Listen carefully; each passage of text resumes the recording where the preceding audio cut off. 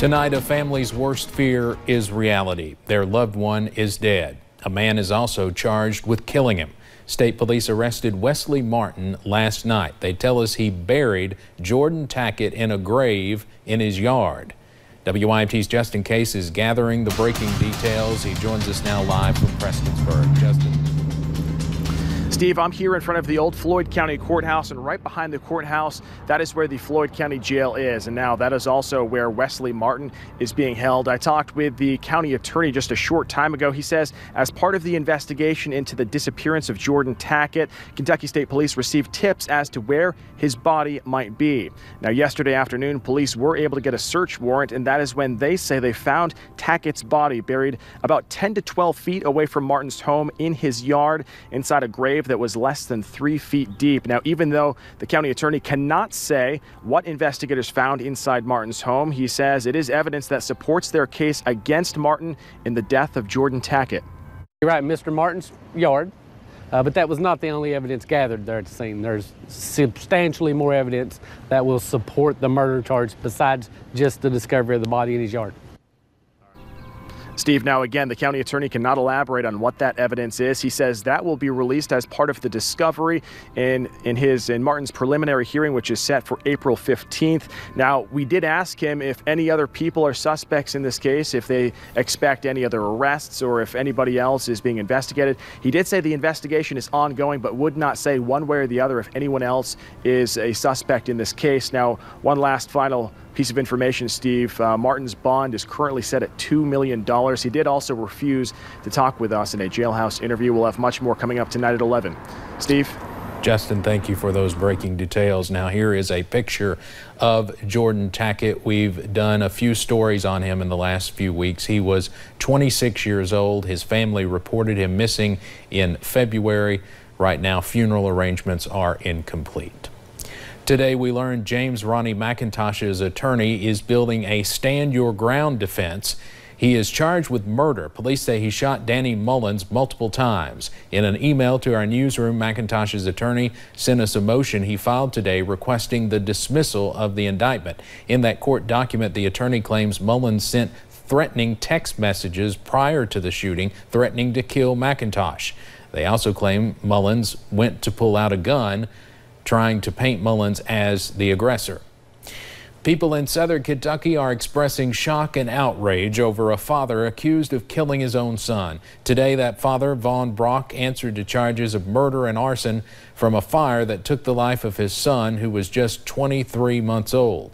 WYMT's Phil Pendleton has more on the case as it begins to go through the court system.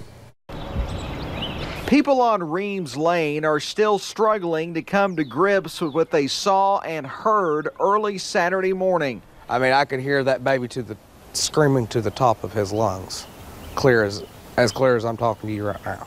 1-year-old Joseph Cash Brock was found dead inside the home. Police say he was found in a washing machine. Court records also state that his father, Vaughn Brock, said he fell asleep while smoking a joint and awoke to the trailer filled with smoke. At first he come out and he was like groggy looking, and he had Brant come out and then tried to go back in.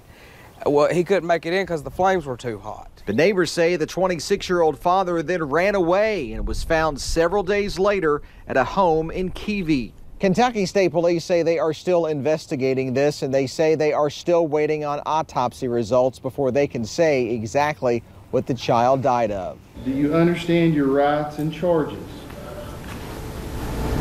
Yes, sir. Brock was appointed a public defender Friday morning who entered a not guilty plea on the murder and arson charges. Just the thought of knowing that he did this on purpose destroys me.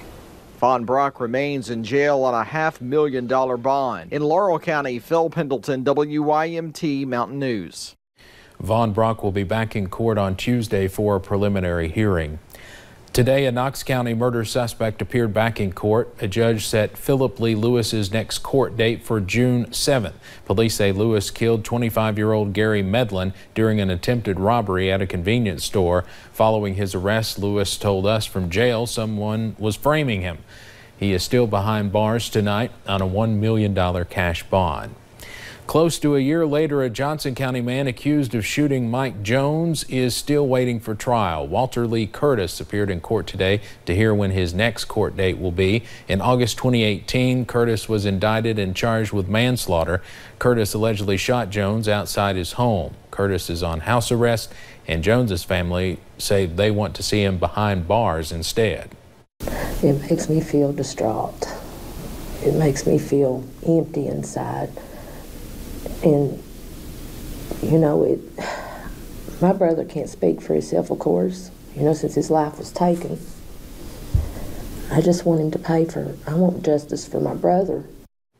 A pretrial hearing for Curtis is set for May 3rd at 11 a.m. Also in Johnson County, Paul LeMay was back in court this morning. LeMay was accused of murdering his wife, Mandy LeMay, back in 2018. LeMay was indicted on charges of murder and abuse of a corpse. The coroner says his wife was dead in their home for weeks before being found. A new court date has not been set because they are seeing if LeMay is competent to stand trial.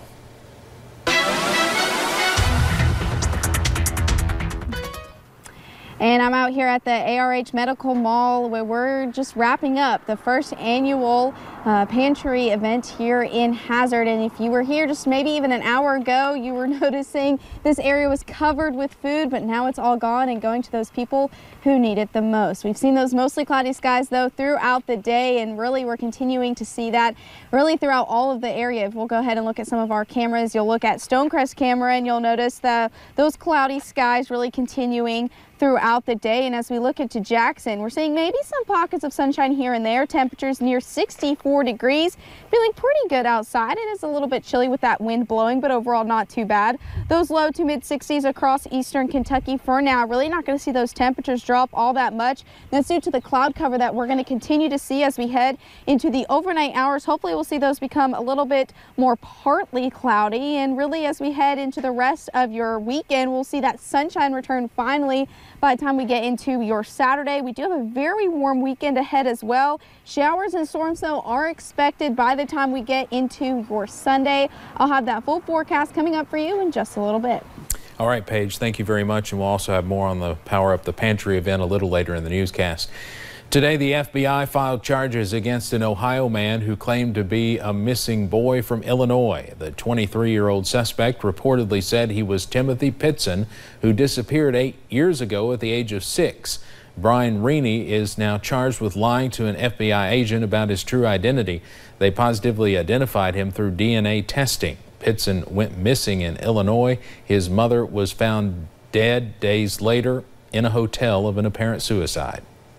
Then law enforcement confronted him with the DNA results, and at that point, the person immediately stated that he was not Timothy Pitson. From Ohio Corrections records, we have learned Reaney has a lengthy rap sheet, including past charges over false statements. He served more than a year in prison for burglary and vandalism and was released less than a month ago on parole. Police are looking for a person of interest in connection to a vehicle theft in Clay County. Police say they are looking for Alonzo Jackson. The truck was stolen yesterday at Corum's Flower Shop in Manchester. Anyone with information about Jackson should call Manchester Police. It is a disturbing story out of central Kentucky. Police say a 35-year-old man got into a relationship with a high school teacher in order to have sex with a student at the school. And tonight, officers say the teacher knew about inappropriate messages but didn't report it. Caitlin Sentner has more. We're always going to try to do what's best for our kids. If we can't do that, we don't need to be in this business. Tasked with educating and protecting. Her title of teacher is no longer. Sherry Murphy is on house arrest. Torstenson, apparently her boyfriend, is behind bars. It's a bizarre situation. We conducted our investigation, and then I'd set up a meeting with her to speak with her.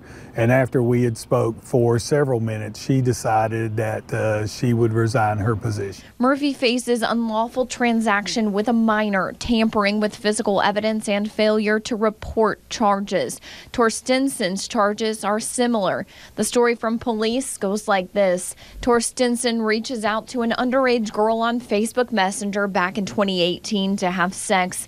When that didn't work, troopers say he then dated Murphy to get in contact with the girl. Troopers say both Torstenson and Murphy tried to cover up what happened. It wasn't all too long ago. We were here in Estill County as a soccer coach at the high school was arrested.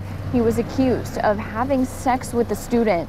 We've had too many of these situations over the last little bit. Superintendent Jeff Saylor now calling on the district and the community to speak up. The sad part about it is that when something like this occurs, or something like this is occurring, we don't know if somebody doesn't report it. In Estill County, Caitlin Setner, WKYT.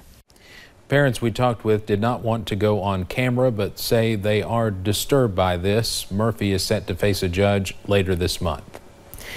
Kentucky native Chris Stapleton is set to make a big splash at the Academy of Country Music Awards this weekend. Stapleton comes into the award show with 6 nominations, including Entertainer of the Year, Male Artist of the Year, and Album of the Year.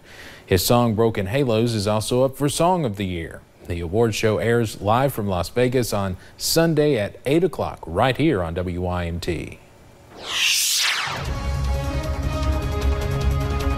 We're seeing those mostly cloudy skies here in Hazard. Now, will that continue as we head into the weekend? I'll break down that full forecast coming up for you in just a little bit. And you answered the call today, and we want to say thank you. Just ahead, how so many helped give to a great cause, Power Up the Pantry.